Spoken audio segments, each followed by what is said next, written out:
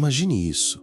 Você está em uma sala cheia de vozes, risadas, copos tilintando, olhares cruzando o ambiente como feixes de luz desconexos. Todos parecem encantados com a própria presença, com o jogo de aparências, com a dança social cuidadosamente coreografada. Mas você, ali no canto, observa. Não por timidez, nem por desprezo, mas por uma sensação profunda de deslocamento. Como se estivesse em um teatro onde todos sabem as falas, menos você. Como se o script não fizesse sentido, como se estivesse desperto em meio a sonâmbulos. Não é solidão, é lucidez. Você já reparou que frequentemente as pessoas mais reflexivas, as mentes mais afiadas, são também aquelas que se retiram silenciosamente das festas, dos grupos, dos almoços de domingo? São as mesmas que caminham sozinhas, que preferem o barulho interno de suas próprias ideias ao ruído incessante das conversas sobre o clima, o trânsito ou o último escândalo de celebridade? Por quê? Pense em quantas vezes você já se sentiu culpado por não estar se enturmando o suficiente, por preferir um livro à presença de outras pessoas, por não sentir prazer em pequenos encontros sociais que parecem exaurir sua energia como um fio desencapado em contato com a água. Você se pergunta, será que tem algo errado comigo? Ou ainda, será que estou me isolando demais? Mas e se o problema não for o isolamento, e sim a profundidade que você busca e que raramente encontra nos lugares comuns da socialização moderna? Aqui está o paradoxo. Em uma era em que conexão é um valor supremo, onde estar disponível, presente e socialmente envolvido é quase uma obrigação moral, porque as pessoas mais conscientes parecem se afastar disso tudo. Será arrogância? Um tipo de superioridade? Ou será que há algo mais profundo, uma espécie de clareza existencial que as faz rejeitar a superficialidade como quem recusa uma máscara mal costurada? E se essa recusa não for fraqueza, mas força? E se o silêncio que elas cultivam não for ausência, mas resistência?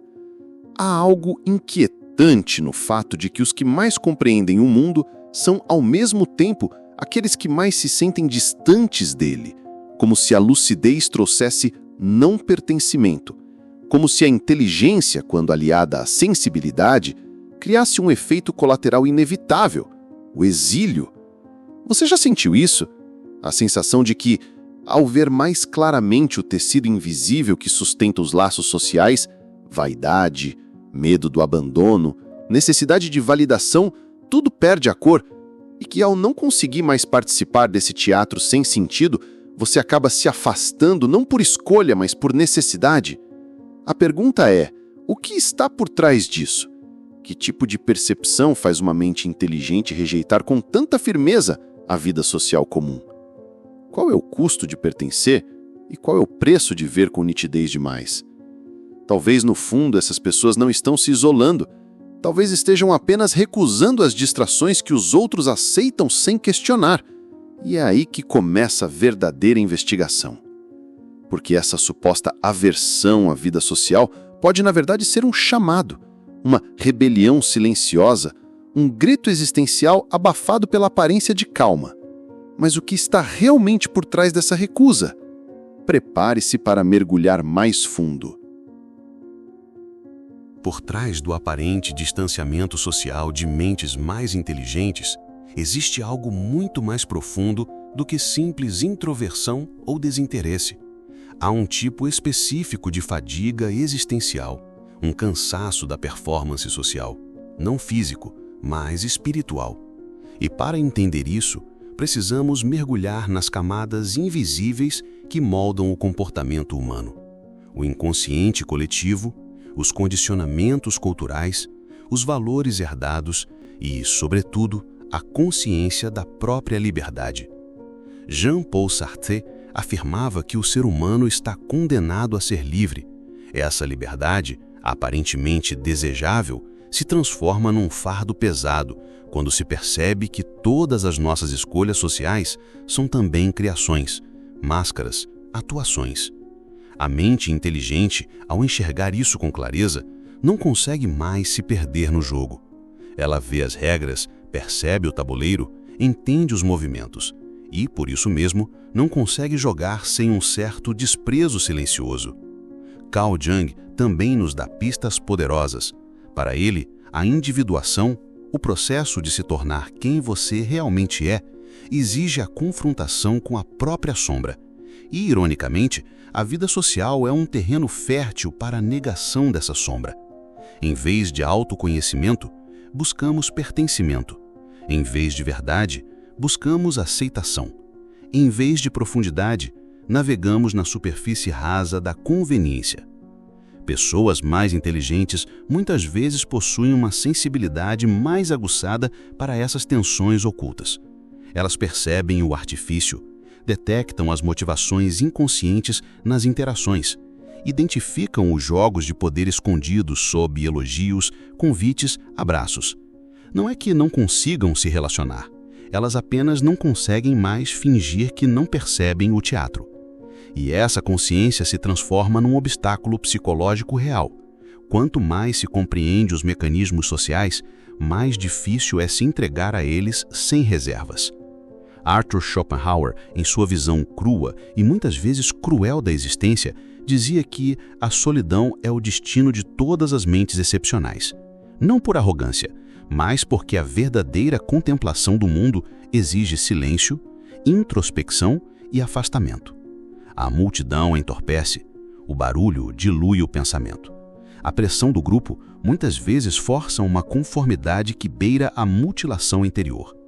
A inteligência elevada, então, não se retira por soberba, mas por autopreservação psíquica. Existe também uma camada neurológica por trás disso. O cérebro das pessoas mais inteligentes costuma apresentar maior atividade nas regiões associadas à introspecção, à autoanálise e pensamento abstrato. Elas precisam de mais silêncio para processar, mais tempo para elaborar ideias complexas, mais espaço interno para que suas conexões mentais floresçam. Em ambientes sociais muito estimulantes, repletos de falas vazias, estímulos sensoriais excessivos e expectativas de comportamento padronizado, essas pessoas tendem a experimentar o que psicólogos chamam de sobrecarga cognitiva social, um esgotamento mental por excesso de estímulos irrelevantes. Mas talvez a raiz mais profunda do afastamento esteja no que Viktor Frankl chamava de vácuo existencial. A sensação de que muito do que fazemos socialmente não é guiado por sentido autêntico, mas por mecanismos automáticos de aprovação. A mente mais lúcida percebe isso e muitas vezes se recusa a participar. Ela sente que cada conversa superficial é um afastamento de sua própria essência. E então escolhe a solidão não como fuga, mas como retorno. Mas esse afastamento tem um custo. A sensação de exílio, de não pertencimento, de caminhar por uma estrada onde poucos reconhecem a profundidade do que se carrega internamente. E é aí que surge o dilema. Como viver em um mundo moldado pela superficialidade sem se perder? Como conviver com os outros sem trair a própria clareza? Esse é o verdadeiro problema. A tensão entre a necessidade humana de conexão e a consciência do artifício que sustenta grande parte dessas conexões. Mas quais são as consequências invisíveis de viver nessa tensão constante? Como isso molda, silenciosamente, a forma como essas pessoas pensam, sentem e se relacionam com o mundo? Imagine agora uma mente constantemente mergulhada em labirintos internos. Uma mente que, ao olhar para o mundo ao seu redor, enxerga mais do que gestos, palavras ou sorrisos. Ela vê padrões de manipulação, jogos de vaidade, trocas emocionais revestidas de interesses ocultos. Para os olhos comuns, são apenas interações sociais. Para essa mente, é como observar marionetes presas por cordas que fingem não ver. E esse tipo de percepção, aguda, incessante e incômoda, carrega um custo que não se vê à primeira vista. O isolamento como resultado não de timidez, mas de lucidez. Essas pessoas não são antissociais. Muitas, aliás, são profundamente empáticas, talvez até demais. O problema é que sua empatia não é seletiva. Ela se estende a cada palavra falsa, cada gesto fingido, cada silêncio desconfortável em uma sala lotada. Elas não conseguem ignorar a dor escondida atrás de um sorriso e, por isso, preferem o silêncio à obrigação de reagir com entusiasmo a estímulos que lhes parecem vazios. O excesso de consciência torna a convivência social emocionalmente exaustiva e elas lentamente se retraem. Aqui entra um fator pouco discutido, mas crucial: o viés cognitivo da normalidade social. A sociedade recompensa comportamentos previsíveis, reações padronizadas, vínculos facilmente compreensíveis. Pessoas que se mostram mais introspectivas ou analíticas demais são percebidas como distantes, frias, até mesmo arrogantes, quando na verdade elas apenas funcionam em outro ritmo, um ritmo que não se encaixa na urgência emocional da maioria. E esse desalinhamento cria fricção. Quanto mais tentam se encaixar, mais se fragmentam internamente. Neurologicamente, os estudos indicam que cérebros mais inteligentes têm maior conectividade entre diferentes regiões associadas ao raciocínio abstrato, autorreflexão e regulação emocional. Isso significa que tais pessoas processam o mundo com mais profundidade, mas também com mais intensidade. Elas não apenas entendem que uma conversa está sendo superficial, elas sentem isso como um ruído na alma. Essa hipersensibilidade pode levar a um estado de fadiga constante, uma espécie de burnout social, onde até mesmo encontros simples parecem consumir mais energia do que são capazes de repor. Além disso, a cultura da distração, tão presente hoje, intensifica esse sentimento de alienação. Pessoas mais inteligentes têm uma necessidade intrínseca de profundidade, de temas complexos, de trocas significativas. Quando a maioria das interações gira em torno de fofocas, superficialidades ou repetições automáticas de ideias prontas, elas se sentem como estrangeiros num país onde não dominam o idioma emocional. E pouco a pouco desenvolvem uma sensação de exílio existencial. Estão no mundo, mas não pertencem a ele. Esse tipo de exílio traz consequências invisíveis. Uma delas é a solidão intelectual. Não se trata apenas de estar fisicamente sozinho, mas de não encontrar com quem compartilhar seus próprios dilemas internos, ideias profundas ou angústias filosóficas. Como disse C.D. Jung, "Lonely is not being alone.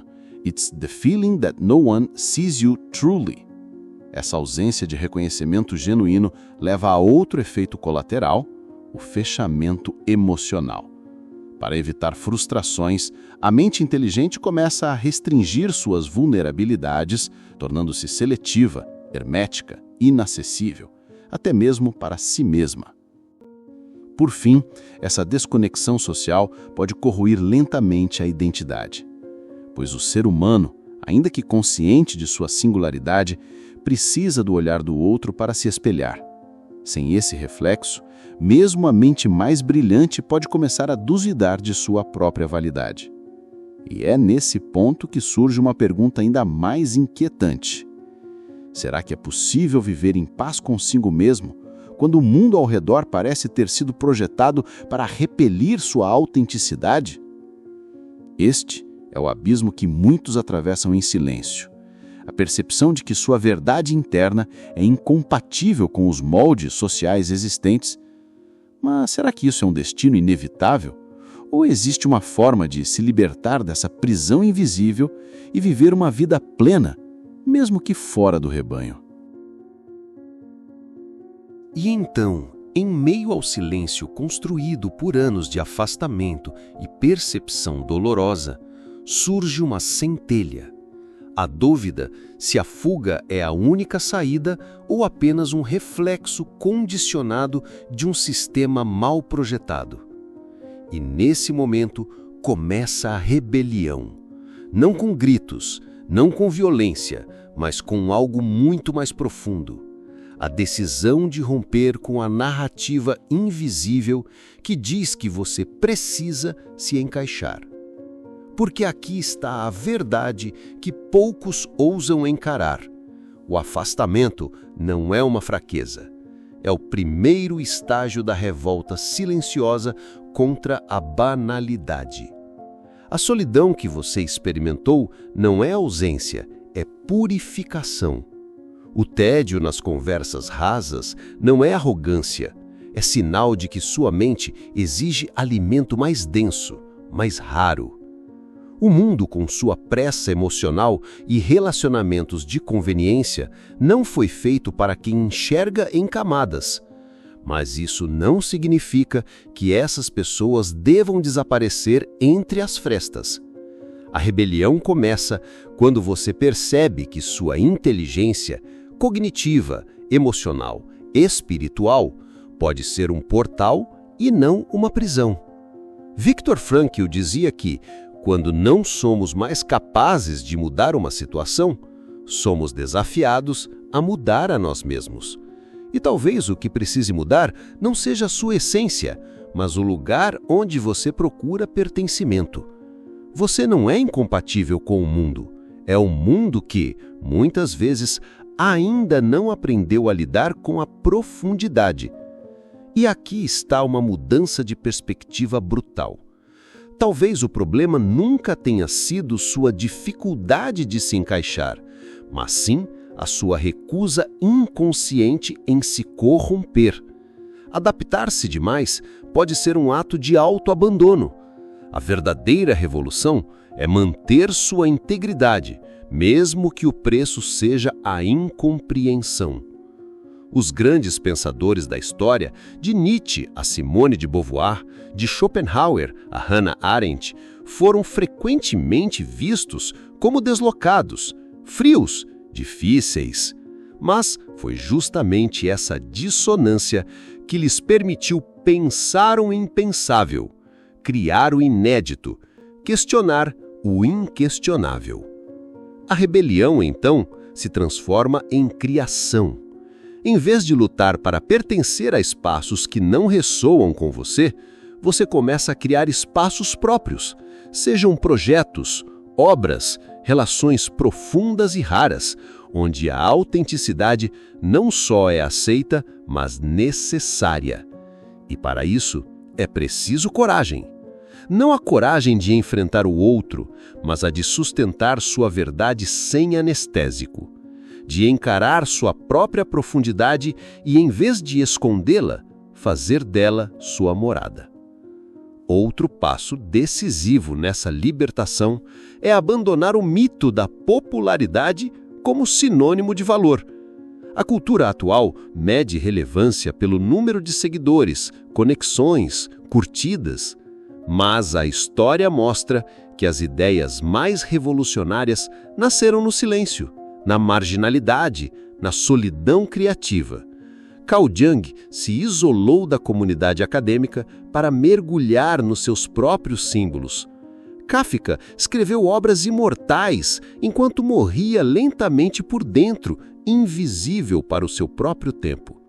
O valor de uma mente não está em quantas pessoas ela agrada, mas em quantas consciências ela transforma. A libertação também vem ao entender que estar só não é o mesmo que estar vazio. Na verdade, algumas das experiências mais transcendentais acontecem quando você não está distraído por conexões superficiais. A mente inteligente encontra beleza na contemplação, no silêncio, no detalhe que passa desapercebido à multidão. E é nesse estado de presença lúcida que ela floresce. Não se trata de rejeitar o social por completo, mas de reinventá-lo, de buscar menos quantidade e mais qualidade, de cultivar vínculos raros, mas autênticos, onde se possa conversar sem máscaras, rir sem necessidade de performance e compartilhar silêncios sem que eles pareçam desconfortáveis. Esses relacionamentos não são fáceis de encontrar, mas quando surgem, são âncoras que sustentam a alma. A rebelião, portanto, não é fugir do mundo, mas habitá-lo de outro jeito, com olhos mais atentos, com presença mais seletiva, com um compromisso inegociável com a verdade. E quando essa virada acontece, algo sutil, mas profundo, muda dentro de você. O desconforto cede espaço à clareza. A solidão vira liberdade. A incompreensão vira filtro. E o silêncio, finalmente, vira lar. Mas há algo ainda mais profundo, algo que a maioria nunca descobre. Existe uma verdade ainda mais crua, ainda mais transformadora. E é isso que te espera na próxima e última parte.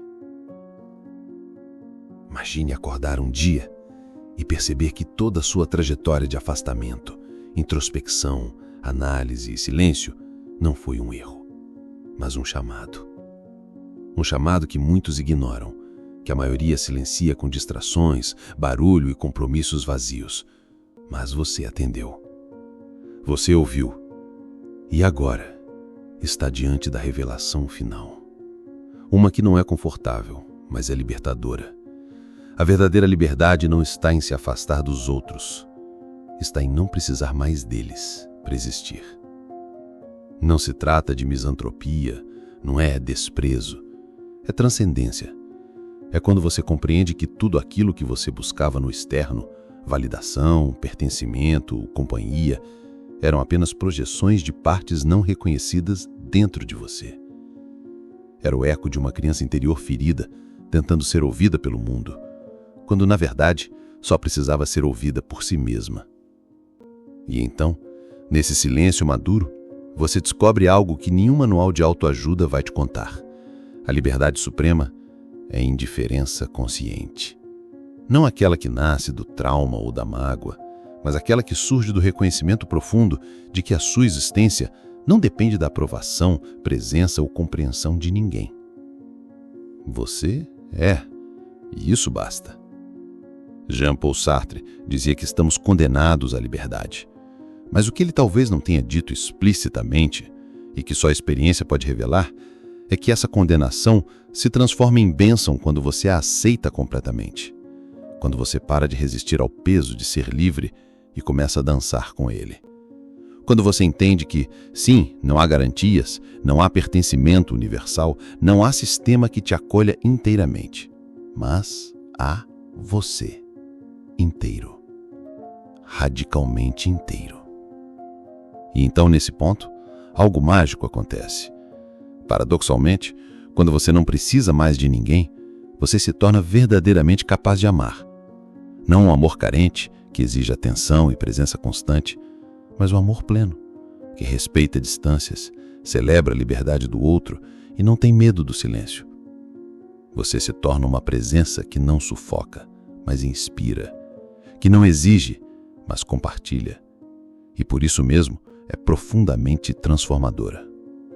Essa é a realização mais poderosa que uma mente inteligente pode alcançar. Que o ápice da evolução não está em se isolar do mundo, mas em ser livre dentro dele. Em caminhar entre os outros sem precisar se perder. Em estar numa multidão sem ser engolido por ela. Em conversar, sorrir, viver, sem se editar para caber. Sem se diminuir para ser amado, sem se trair para pertencer. A vida social, então, não desaparece. Ela se ressignifica. Não é mais o centro, é o entorno. Não é mais a fonte, é o reflexo. Você para de correr atrás de pessoas que não te enxergam. Para de insistir em conversas que te esvaziam. E começa a atrair, com sua presença silenciosa, outras consciências que também despertaram. Elas são poucas, mas são reais. E bastam. No fim, você não é estranho, frio ou antissocial. Você é livre. E essa liberdade assusta. Ela desconcerta, porque ela obriga os outros a encarar a prisão onde ainda vivem.